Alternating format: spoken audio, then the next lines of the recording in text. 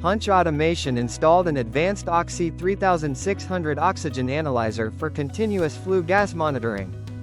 This system was deployed at the 20-ton coal boiler of Sun Fiber Faisalabad to ensure optimized combustion.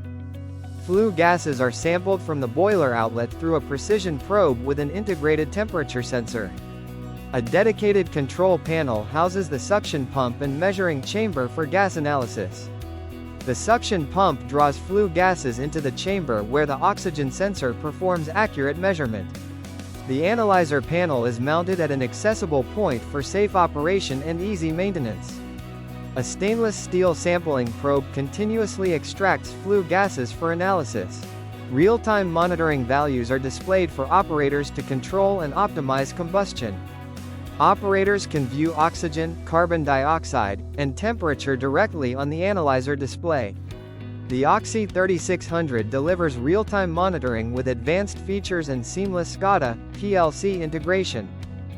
The O2 trim system ensures up to 4% savings, equal to around $5,350 US per month. That's nearly $64,300 US per year.